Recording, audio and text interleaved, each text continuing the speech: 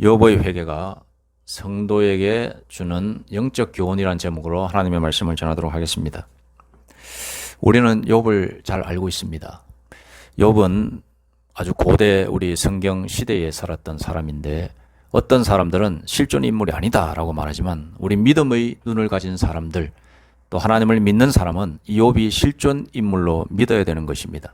이것은 밑도 끝도 없이 그냥 믿어야 된다라고 하는 것이 아니라 증거들이 많이 나와 있기 때문에 그거를 따지는 것이 아니라 우리 믿음의 눈을 가진 사람들, 또 하나님을 믿고 그의 아들 예수 그리스도를 믿는 사람들은 이 욥이 실존 인물이라고 하는 것을 받아들여야 되는 것입니다.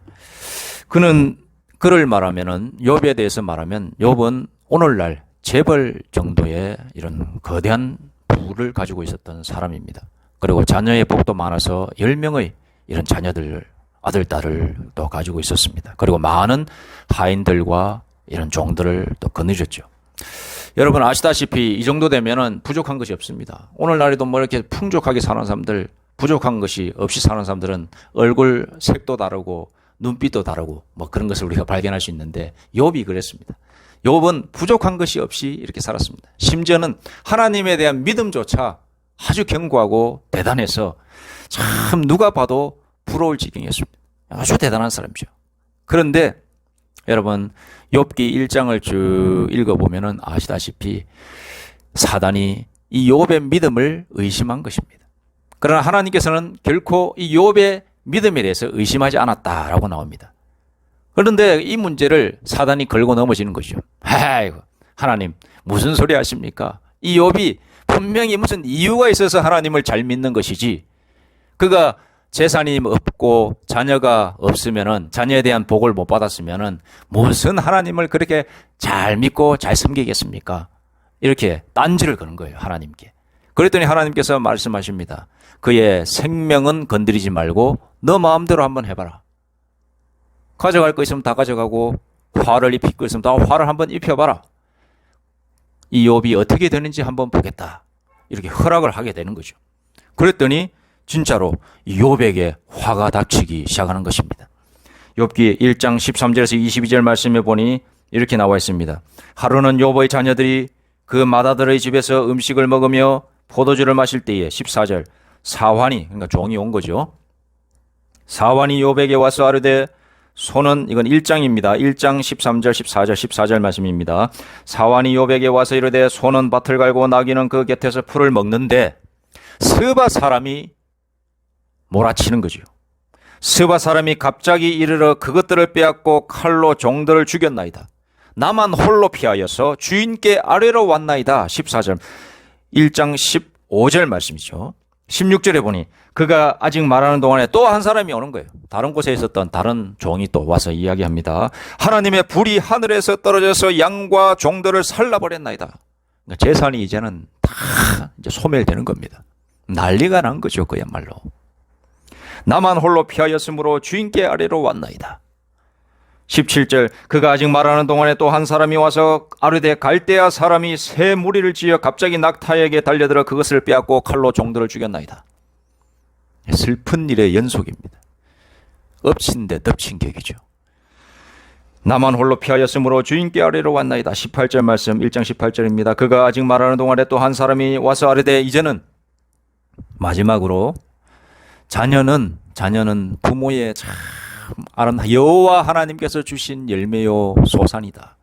복이다라고, 이렇게 자녀에 대한 축복, 자녀가 이렇게 많다라고 하는 것은 하나님의 복이다라고 이렇게 우리 잠언서에도 보면 나오거든요. 그 복의 결정체인 이 자녀, 자기의 말을 순종하고 자기의 말에 하나님을 같이 섬기며 하나님을 같이 예배드렸던 이 아름답고 굉장히 내가 보기에, 아비가 보기에 참 즐거워 보였던 이 자녀, 아들, 딸들이 한순간에 몰살당했다고 또 이렇게 종이 와서 이야기하게 되는 겁니다. 그야말로 그 자리에서 털썩 주저앉고 혈압이 있는 사람은 혈압이 터져갖고 죽을 수 있는, 큰 화를 당할 수 있는 그런 지경에 처하게 된 것이 바로 이 욥이 되게 되는 것입니다.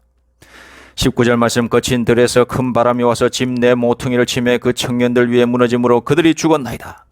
집안에서 이 맏아들이 잔치를 벌였는데 그 형제들이 다, 형제들의 우애도 좋았던 것 같습니다. 보통 10명쯤 되면은 마음이 맞는 사람이니까 안 맞는 사람이 있어서 좀 갈라지기도 질 수도 있는데 10명이 다 모여가지고 서로 즐겁게 노는 거죠. 그런데 바람이 불어가지고 집이 폭삭 내려앉았어요. 그야말로 완전 일가족이 몰살당한 거죠. 욥만 빼고, 욥과 욥의 아내만 빼고 다 죽은 겁니다. 가정이 풍비박산이 나는 거죠. 그야말로 집안에 화는 다 닥친 겁니다. 한순간에. 한 사람이 와서 이야기하는데 재산이 다 날아갔다. 한 사람이 또 와서 이야기하는데 하늘에서 이상한 자연재해를 입어서 또 다 날아갔다. 또 이제는 집이 무너져서 자식들까지 죽었다. 이게 무슨 일입니까? 여러분, 이 지경이 됐으면 보통 사람 같으면 자살을 할 수도 있는 지경입니다. 내가 무슨 죄가 많아서 이러냐. 내가 이 살아서 무슨 부귀영화를 누리겠느냐. 이제 아무리 좋은 일이 있어도 나는 끝이다 생각하고 목매달아서 죽는 사람들도 있거든요. 아니면 저기 서울에서는 한강에서 뛰어드는 사람도 있고 그렇습니다. 스스로 목숨을 부지하기도 힘든 그런 지경입니다. 심지어 아내가 뭐라고 이야기하냐면은 옷을 찢어버리고 너 그냥 죽어버려라. 쉽게 말해서 자살해버려라. 지금 이 지경이 무슨 하나님을 믿느냐라고 닥달까지 했었어요. 뒤에 부분 보면은 욥의 아내가 하는 말이 나오거든요. 근데 이 지경에 처했는데 욥이 뭐라고 얘기하는지 한번 보겠습니다. 1장 20절 21절을 보니 욥이 일어나 겉옷을 찢고 머리털을 밀고 땅에 엎드려 예배하며 예배를 드렸어요. 예배를. 슬픔이 닥쳐왔을 때에 욥이 드린 게 뭐냐. 예배를 드려요. 그러면서 예배 드리고 나서 하는 고백이 이겁니다. 이르되 내가 모태에서 알몸으로 나와 싸운즉 또한 알몸이 그리로 돌아가올지라. 주신 이도 하나 여호와시요 거두신 이도 여호와시오니 여호와의 이름이 찬송을 받으실지니이다 하고 22절 이 모든 일에 욥이 범죄하지 아니하고 하나님을 향하여 원망하지 아니하니라. 아멘. 이렇게 기록되어 있습니다. 여러분, 이 욥의 처지를 보면서 우리는 무엇을 깨달아야 되겠습니까? 하나님께서는 왜 욥에게 이런 시련을 주었는가? 오늘 제목이 욥의 회개가 성도에게 주는 영적 교훈이거든요. 오늘 말씀은 저 뒤에 마지막 장이에요. 마지막 장. 욥기 42장. 그러니까 다 이런 일이 초반에 1장에서 이런 사건 사고가 발생하고 나서 이제 친구들이 쭉 찾아오는 거예요. 친구들이 찾아와서 뭐라고 얘기하냐면 네가 무슨 잘못을 저질렀기 때문에 하나님 보시기에 무슨 일이 있었기 때문이 아니냐. 그러면서 닥달을 해요. 너가 눈에 보이지 않지만 마음속에 지은 죄라도 있기 때문에 너가 이렇게 지금 화를 당하고 있는 것이다. 그러니까 인과응보식의 그런 영적인, 그러니까 쉽게 말해서 종교적 원리를 이야기하는 거죠. 이 세상 원리.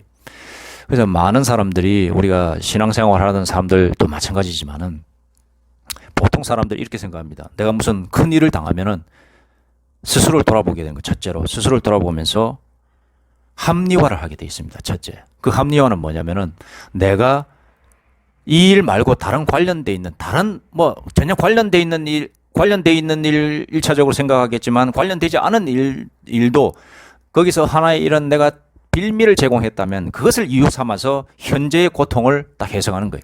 내가 그 짓을 했기 때문에 내가 이렇게 당하는 거다. 이렇게 해서 합리화를 하는 거예요, 사람들이. 근데 그건 아니란 말이에요. 별개의 사건인데 그렇게 합리화를 하는 게 바로 사람의 심리가 그런 게 있습니다. 여러분, 그러면서 친구들이 와서 그런 말을 하는 거예요. 네가 그런 짓을 했거나 아니면 네 마음속에 행동을 그렇게 하지 않았다 하더라도 마음속에 조금이라도 그런 마음을 가졌기 때문에 하나님께서 너를 이렇게 화를 주시고 재산도 날려버리시고 자녀도 다 몰살하고 이렇게 한 거 아니냐. 스스로 회개해라. 무릎 꿇고 하나님께 다시 한번 눈물을 흘리면서 회개해라. 그럼 하나님께서 용서해 주실 것이다. 그랬더니 욥이 진짜 억울한 사람은 진짜 그 억울한 마음을 어떻게 하소연할 수 없는 거죠. 가슴을 치면서 옷을 찢으면서 죄를 뒤집어 쓰면서 변명을 하는 거예요. 그게 욥과 친구들의 이제 다 이렇게 주고받는 그 대화가 쭉 중간에 많이 나옵니다. 그러고 나서 결론이에요.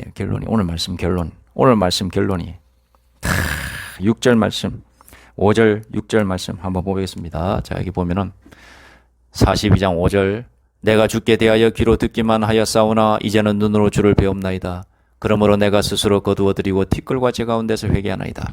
자기가 중간에 친구들의 반박에 대해서 또 변명하고 반박에 대해서 또 변명하고 이렇게 했던 그 과정에 여러 가지 말들이 있는데 그런 말들 하나님의 은혜 속으로 다 들어가니까 그야말로 변명에 불과했다. 하나님을 제대로 알지 못하고 내가 헛소리를 했습니다. 이 뜻이. 내가 하나님의 마음과 하나님의 뜻도 알지도 못하는 하나의 피조물임에도 불구하고 하나님의 뜻은 이럴 거야. 하나님은 이런 분이시야 라고 규정해서 내가 말한 것들이 있습니다. 이런 것 잘못되었습니다 라고 고백하는 거예요. 지금 회개합니다. 내가 잘못된 생각에 빠졌습니다. 잘못된 생각을 했습니다. 또 하나님을 심지어는 원망했습니다. 이런 모습을 가진 나의 이 생각과 지금까지 하나님에 대해서 모르고 있었던 것 죄송합니다. 하나님 회개합니다. 그 뜻이. 그렇다면 오늘 욥기의 말씀을 통해서 하나님께서 이건 왜 이렇게 욥을 시련하게 하셨는가? 욥에게 왜 이런 시련을 주셨는가? 세 가지로 크게 나눌 수 있습니다. 첫째, 물질 세계를 살아가는 우리 인생들에게 물질 세계 너머에 하나님의 세상이 있음을 알게 하려 하십니다. 자, 우리는 이 눈에 보이는 세상을 살아가고 있습니다. 눈에 보이는 세상 속을 살아가는 우리가 한계가 뭐냐? 눈에 보이는 것밖에 안 보여요. 눈에 뵈는 거는 눈에 보이는 것밖에 없는 거예요. 그러니까 눈에 보이는 것 너머의 세계를 알 수가 없는 거예요. 즉 하나님의 세계를 우리 눈으로 보는 세상에서 푹 빠져 살고 있는 우리는 하나님의 세계를 알 수가 없다 이 말입니다. 그 한계에 다다랐다는 거예요. 제가 신학 공부를 하면서 여러 가지 이 신학적 용어를 많이 들었는데 하나님은 무한한 존재이시고 측정할 수 없다는 거예요. 그러나 사람은 측정이 되고 유한한 존재라는 거예요. 그러니까 우리는 유한한 존재인데 하나님은 무한한 존재이잖아요. 그러므로 유한한 우리 존재가 무한하신 하나님을 100% 알 수 없다는 거예요. 여기에 한계가 있는 거예요. 그럼 어떻게 해야 되느냐? 하나님의 뜻을 기다려야죠. 유한한 우리 인생이 이해할 수 없는 사건 사고를 닥쳤을 때 욥처럼 이해할 수 없는 사건 사고예요. 그렇게 닥쳤을 때 유한한 우리는 어떻게 해야 되는가? 무한하신 하나님의 뜻이 무엇인지 조용히 잠잠히 기도하면서 하나님의 뜻을 발견할 때까지 묵묵히 기다리는 수밖에 없어요. 하나님께서 오늘 말씀에서 이 욥의 회개를 통하여 성도에게 주는 영적 교훈, 물질 세계를 살아가는 우리 인생들에게 물질 세계 너머에 하나님의 세상이 있음을 알게 하기 위하여 욥을 어쩌면 희생시키신 거예요. 두 번째로 물질 세계를 살아가는 우리 인생들은 근본적으로 하나님의 세계를 온전하고 완전하게 경험할 수 없음을 알게 하려 하시는 거예요. 우리가 눈에 보이는 이 세상을 살아가면서 여러 가지 많은 일들을 겪습니다. 저희 어머니가 어떻게 돌아가셨냐면 교통사고로 돌아가셨거든요. 제가 목사인데도 어머니 또 교회 잘 다니시고 그래서 교통사고로 돌아가셨어요. 우리 형제 중에 한 명은 이해할 수 없다는 거예요. 교회도 잘 다니더만. 믿음이 좀 부족해서 그런 말 했겠지만. 제가 만약 이 욥의 말씀을 통하여 깨달음이 없었다면 저도 하나님 이게 무슨 일입니까? 라고 되려 질문할 수도 있는 상황이 됐을 수도 있어요. 저도 목사이지만. 하지만 이 욥의 말씀을 알고 욥이 우리 오늘날 성도들에게 주는 교훈에 대해서 제가 알고 있기 때문에 저도 그걸 묵상하고 살고 있었기 때문에 어머니께서 돌아가시고 나서 잠잠히 하나님의 뜻을 생각할 수밖에 없는, 감히 하나님 왜 이렇습니까? 라고 말을 하고 말이 안 나오더라고요. 여러분, 우리가 여러 가지 진짜 이해할 수 없는 일들을 많이 경험하게 되어 있습니다. 50 먹은 사람은 50 살아오면서도 그런 경험하게 되고 60 먹은 사람 60, 70 먹은 70. 제가 여기 저희 집 밑에 보면 지금 오늘 요즘 현재 나이로 88세이신 분이 있는데 한번 얘기를 쭉 나누다가 6.25 때 얘기를 잠깐 했습니다. 6.25 때 전쟁 얘기했는데 형제가 총에 맞아 죽고 그런 말씀을 하시더라고요. 그러니까 88세쯤 되니까는 그때 20대 20살 이렇게 아니면 10대 후반 정도 되는 거죠. 그러니까는 형제 중에서 큰 형님이 총에 맞아 죽고 그러면서 전쟁이 일어나니까는 진짜 신이 어디 있는지 그런 말씀까지 하시더라고요. 그러면서 사람들이 아주 이성을 다 잃어버린다고 뭐 그런 말씀하시면서 죽이는데 막 죽창 가지고 찌르고 겨우겨우 살아서 도망치고 그래 했다면서 그렇게 이야기를 하시는데, 그런 생활 속에서 이해할 수가 없다는 거예요. 이 신에 대해서, 하나님에 대해서. 그런 상황, 이 욥의 말씀을 하나님께서 이렇게 기록하여 욥을 실현시키시면서까지 이렇게 기록해 두신 것은 바로 그런 현상들을 알게 하시려고.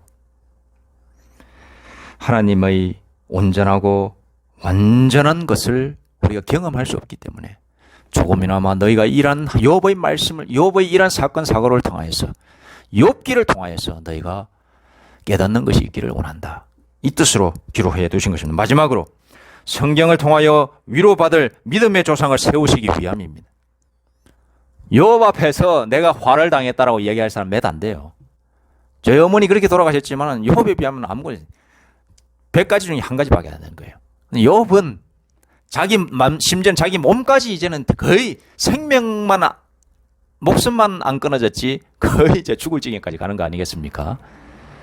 그러니까 뭐 재산, 원래 가진 거 가지고 있다가 없어지면 그게 더 큰 상실감이 있지 않습니까? 자녀도 마찬가지고, 자녀도 주고, 뭐 부모에게 가장 큰 불효는 뭐 부모보다 자식이 먼저 가는 거다라고 이야기하는데, 정말로 10명의 자식이 사랑스러운 자식이 다 가버렸지 않습니까? 얼마나 가슴에 못을 박는 것이겠습니까? 진짜 죽지 못해 사는 거죠. 그런 상황 속에서 그렇게 왜 하나님께서 실을 주셨는가? 이 욥의 이 욥기를 기록하게 하시기 위하여 욥을 본보기 삼으신 거예요. 어떻게 보면 성경을 통하여 위로받을 믿음의 조상을 세우시고, 우리 믿는 자들에게 너 욥기를 통하여 위로받으라.